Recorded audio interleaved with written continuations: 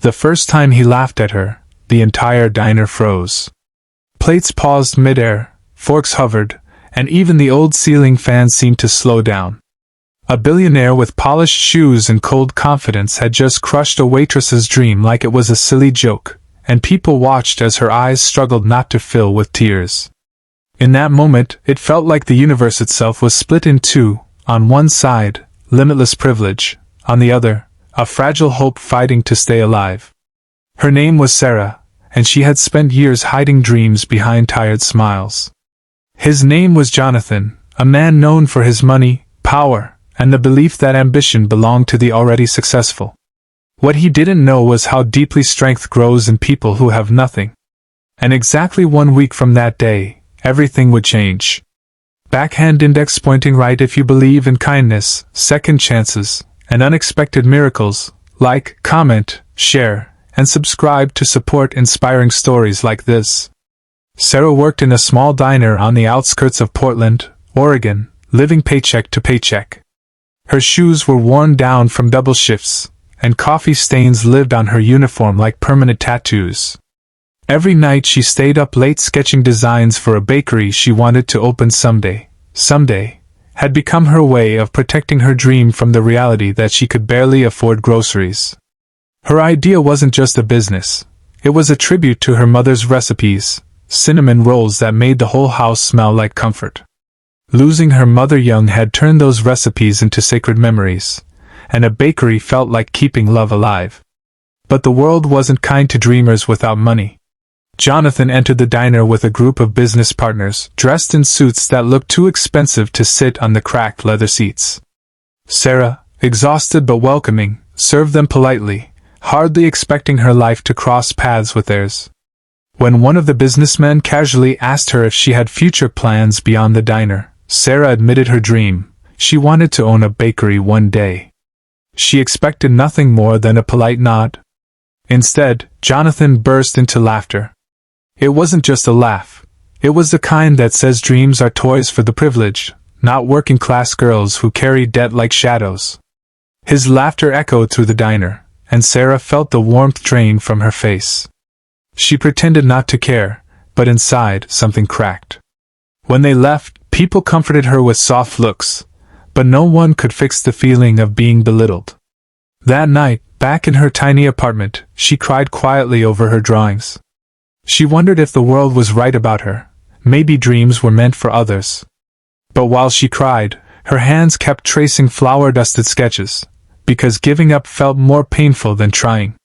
What Jonathan didn't know was that he had been raised in wealth so thick it created blind spots. When he laughed, it wasn't cruelty alone, it was ignorance. But it followed him like a shadow for days.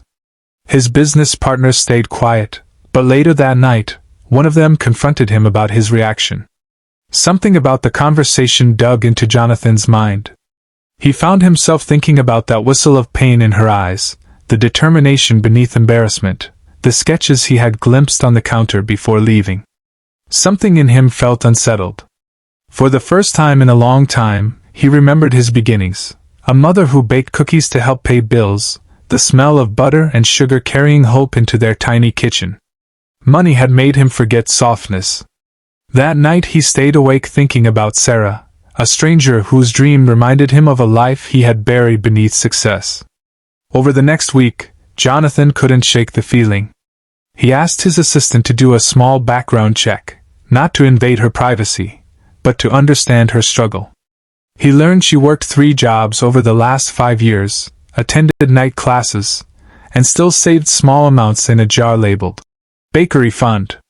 The amount inside wouldn't cover even 1 week of rent in a commercial space. Still, it showed something more valuable than money, grit. 7 days after he laughed, Jonathan walked back into the diner alone. The waitresses exchanged whispers. Billionaires don't return to diners, they mocked. Sarah avoided eye contact, fearing more humiliation. Jonathan sat quietly until she came over. Without waiting for her to speak, he placed a thick folder on the counter.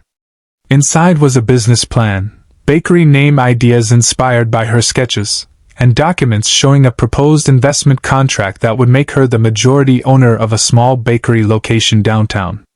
It outlined full funding, mentorship, and startup resources. Sarah stared, not believing what she saw. She expected a trick, another joke. But Jonathan's eyes were different, humbled, sincere, human. He apologized for his arrogance, explaining how her dream reminded him of his own past. The diner listened in silence. Sarah felt a surge of emotions: anger, disbelief, gratitude, fear. But under all of it, a spark lit up again. If she walked away now, she'd regret it forever. And if she accepted, she'd be stepping into a future she had only dared to draw on paper. With shaky hands, she accepted the offer. The week that followed felt like a movie. Jonathan introduced her to architects, bakers, suppliers. Instead of laughing, he listened. Instead of mocking, he encouraged. Unexpectedly, he learned more from her than she did from him. Her resilience revealed something missing in his life. Sarah worked day and night, choosing flooring, paint colors, recipe variations, and a name, Grace and Crumbs, because grace comes to the broken, and hope grows from crumbs of belief. Opening day came fast. The bakery smelled like warm cinnamon and childhood memories. People lined up long before the doors opened. Locals who had witnessed the diner moment wanted to show support. The first batch sold out in an hour. Sarah stood behind the counter, wearing a white apron instead of a stained uniform. Tears filled her eyes for reasons too big to describe. It wasn't just about success. It was about dignity returning home. She saw Jonathan in the corner, smiling quietly, not taking credit, just witnessing the result of a dream he once doubted.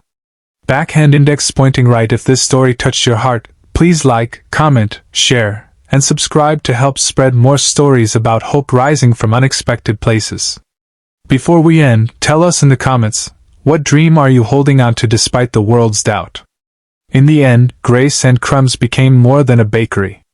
It became a symbol in the city, proof that dreams don't need permission from the wealthy to exist, but sometimes, kindness from the powerful can help them come alive.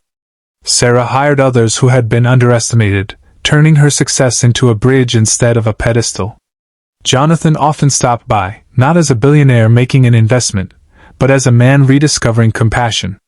The world can change in a week when a single heart softens. And sometimes, the most shocking offer isn't money, it's the chance to rewrite the ending of someone's story.